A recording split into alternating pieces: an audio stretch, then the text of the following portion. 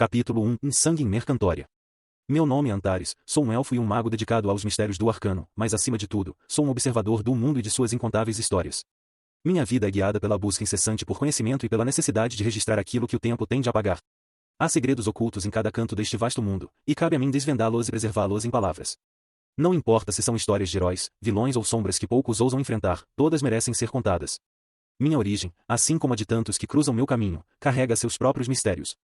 Não espere, caro leitor, encontrar todas as respostas de imediato. Esta jornada, tal como a vida, será revelada um passo de cada vez.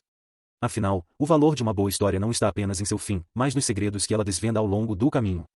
Foi a busca por respostas que me trouxe a Mercantória, uma cidade onde boatos sobre uma vidente capaz de enxergar verdades além do véu da realidade se espalham como fogo em um campo seco.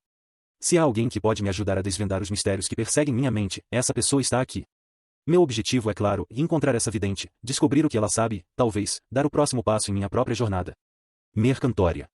Um lugar onde o comércio prospera tanto quanto as sombras que espreitam nas esquinas. Suas ruas tortuosas de pedra, desgastadas pelo tempo e pelos passos de incontáveis viajantes, formam um labirinto em que o caos e a vitalidade se misturam. Barracas improvisadas alinhavam as calçadas, vendendo de tudo, especiarias exóticas, armas rudimentares e até pequenos frascos que prometiam milagres. Enquanto eu caminhava, o peso do ambiente começou a se fazer sentir. O ar era frio, e o odor de ferro e fuligem pairava no vento. Foi então que, à margem de uma pequena praça, uma velha mendiga cruzou meu caminho. Seus olhos cansados, mas vivos, analisaram-me rapidamente antes de falar. Ah, viajante, ela disse, a voz rouca e arrastada. Não poderia, por acaso, ajudar uma velha em apuros? Apenas algumas cenouras, da barraca ali. Olhei para a direção que ela apontava, onde um minotauro gorducho empilhava cenouras de forma quase meticulosa. Precisa mesmo disso, ou está apenas tentando ganhar um almoço grátis? Perguntei, arqueando uma sobrancelha. Tenho fome, meu senhor, respondeu ela, ajeitando os trapos que a cobriam. Nada mais do que isso. Hesitei por um momento. Não havia sinais de engano evidente, e o pedido parecia inofensivo. Concordei com um leve aceno, caminhando até a barraca e comprando algumas cenouras. Quando voltei e entreguei os legumes, ela me lançou um sorriso que revelava mais dentes faltando do que presentes. Obrigada, jovem senhor, disse ela, já se afastando com uma rapidez inesperada para alguém de sua aparência frágil. Antes que eu pudesse refletir mais sobre o ocorrido, uma voz grave me chamou. Interessante escolha de caridade. Virei-me para encontrar um minotauro imponente, cujos chifres desgastados e olhos penetrantes o faziam parecer parte do cenário hostil de Mercantória. Ele estava encostado em uma das colunas de madeira de uma barraca vazia, os braços cruzados. Cornélio, ele se apresentou, com uma reverência quase imperceptível. Vejo que é novo por aqui. Antares, respondi, mantendo o olhar firme. Um conselho, Antares, cuidado com quem ajuda. Nem toda fome é de comida, e nem toda gratidão é sincera. Ele descruzou os braços, ajustando a alça do machado que carregava às costas. Essa cidade tem seus segredos e seus perigos. Fique atento. Entendido, respondi. Havia uma dureza em suas palavras, mas também algo próximo de um aviso genuíno. Cornélio apontou com um leve movimento de cabeça para uma rua próxima. A taverna fica ali. Um bom lugar para descansar e ouvir as histórias do lugar. Mas lembre-se, aqui em Mercantória, sempre ouça mais do que fala. Com isso, ele se afastou, voltou a vender seus legumes em sua barraca. Segui em direção à taverna, sentindo o peso das palavras do Minotauro. Mercantória era, de fato, um lugar onde cada passo precisava ser calculado, mas também era um lugar onde cada segredo guardava a promessa de novas descobertas. Enquanto descia a rua em direção à taverna, fui surpreendido por um som inesperado, um cantarolar infantil, uma melodia simples que parecia desafiar o ambiente pesado e sombrio ao redor. Virei-me e vi uma garotinha que não aparentava mais de 10 anos. Seu cabelo grisalho caía sob um grande chapéu elegante, e seu vestido, feito de tecido nobre, destoava fortemente da sujeira e miséria que preenchiam aquele canto de Mercantória. Ela caminhou até um mendigo próximo, inclinou-se delicadamente e entregou-lhe uma peça de ouro. Suas palavras foram baixas, quase um sussurro, mas vi o brilho de surpresa nos olhos do homem. Antes que ele pudesse agradecer, ela já havia se afastado, ainda cantarolando, em direção à taverna. Quem é essa criança? E o que faz sozinha num lugar tão perigoso? Mantive uma distância segura e a segui. Não sabia se ela precisava de ajuda, mas algo na cena me deixou inquieto. Mercantória era traiçoeira, e eu temia que sua aparente inocência a tornasse um alvo fácil. Se algo acontecer, estarei por perto. Ao entrar na taverna, o contraste com o exterior era quase chocante. O chão de madeira estava limpo e bem polido, e o ar carregava o cheiro de cerveja fresca e carne assada. O estalajadeiro, um homem robusto de barba grisalha, estava atrás do balcão, limpando uma caneca com movimentos ritmados e tranquilos, como se já estivesse acostumado a receber todo tipo de visitante. Olhei ao redor, atento. À direita, um homem-elefante ria alto enquanto levantava uma caneca que parecia feita sob medida para seu tamanho descomunal. Ao lado dele, um homem de feições vulpinas sorria com dentes finos e afiados, ambos imersos em uma conversa animada. Minha atenção, porém, foi atraída para uma mesa mais à frente. 4 figuras ocupavam o espaço com uma presença ameaçadora. Uma anã de expressão severa e braços cruzados, um homem grande e cicatrizado que parecia mais acostumado a brigas do que a palavras, um encapuzado cujo rosto era um mistério, e um sujeito sem camisa, coberto por tatuagens irregulares, que afiava uma faca com um sorriso irritante. Definitivamente, este é o tipo de lugar onde se encontram problemas. A garota, ainda cantarolando, fechou seu pequeno caderno e começou a observar o ambiente com uma atenção peculiar, quase metódica.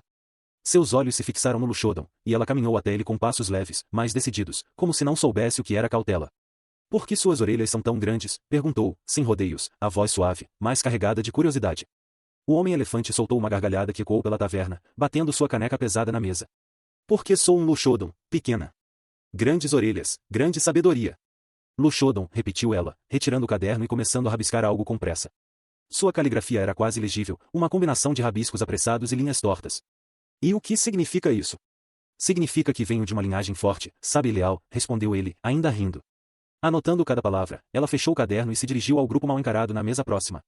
Vocês têm nomes? Perguntou, sem um pingo de hesitação. A anã ergueu uma sobrancelha, mas respondeu com um tom firme. Carla. O grandão de braços cruzados deu um leve aceno com a cabeça. Bornen. O encapuzado permaneceu em silêncio, mas o sem camisa sorriu com desdém e completou, e eu sou Eivor. Ela observou por um momento antes de perguntar, e por que está sem camisa? Eivor riu, erguendo a faca que afiava. Porque o calor me incomoda. Agora, e você, pequena? Qual o seu nome? A garota apertou o caderno contra o peito, ponderando a pergunta como se ela fosse um enigma. Todos os nomes são estranhos, disse finalmente, voltando a rabiscar no caderno. Foi então que decidi intervir, a curiosidade me levando a avançar alguns passos. Se os nomes são estranhos, talvez possamos começar com o seu, disse calmamente. Como devemos chamá-la? Ela ergueu os olhos para mim, e por um instante, houve um silêncio que parecia carregar mais significado do que qualquer resposta imediata. Andromaca, respondeu finalmente. Mas podem me chamar de Maca. O grupo trocou olhares divertidos, e até Eivor deixou escapar um sorriso. Apesar de sua presença inusitada, era impossível não perceber que a garota despertava uma estranha simpatia em todos ao redor. Estou aqui por ordens do meu criador, disse ela, com uma tranquilidade que tornou a frase ainda mais pesada. Ele me enviou para encontrar a vidente. Um silêncio desconfortável tomou conta do ambiente, cada palavra dela pairando no ar como se houvesse mais coisas não ditas. Eu sentia que a garota carregava um mistério que Mercantória mal começava a desvendar. Criador, indagou Eivor, inclinando-se levemente sobre a mesa, o sorriso debochado ainda em seus lábios. Não seriam seus pais? A garota o encarou por um instante, sem piscar, antes de responder, alguns chamam assim. Suas palavras foram como faíscas em uma fogueira. Minha mente, já instigada pela aura peculiar que ela exalava, agora fervilhava de perguntas. Enquanto observava seus movimentos calculados, algo chamou minha atenção, um pequeno brasão bordado em seu vestido. Era o símbolo de Nordel, o reino dos humanos. No entanto, qualquer dúvida de que ela pudesse ser uma humana foi dissipada pelo modo como se comportava. Tudo nela, desde seu olhar vazio até sua maneira de falar, denunciava que ela era algo além do comum. Ela não é humana, disso tenho certeza.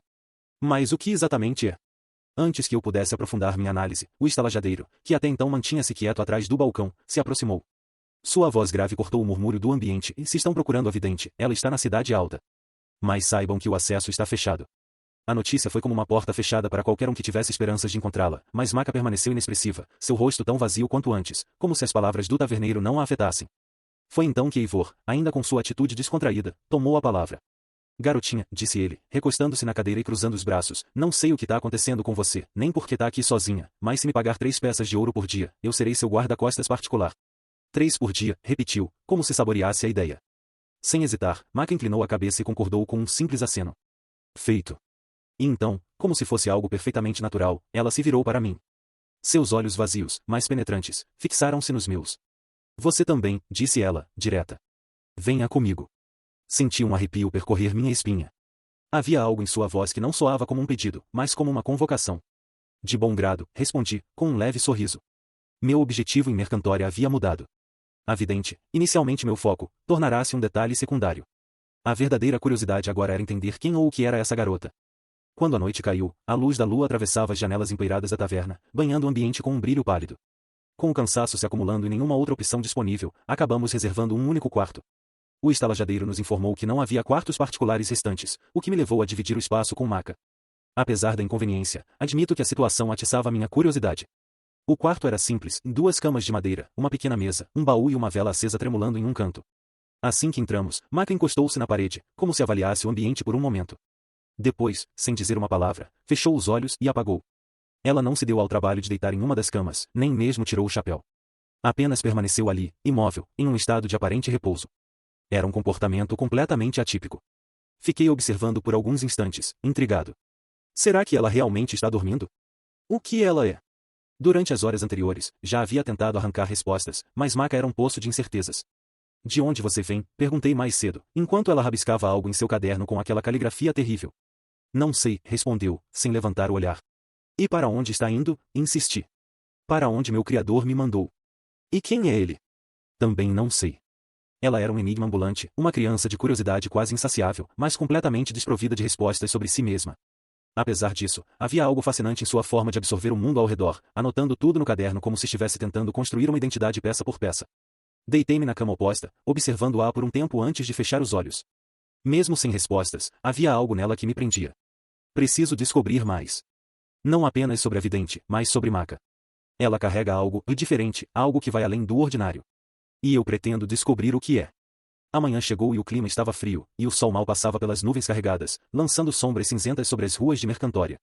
Caminhávamos com passos decididos até a entrada da cidade alta, onde 3 guardas com armaduras reluzentes protegiam o portão.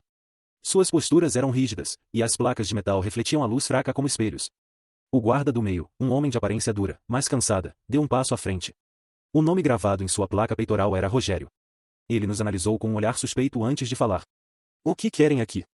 Antes que qualquer um de nós respondesse, Eivor abriu um sorriso despreocupado e deu um passo à frente, cruzando os braços.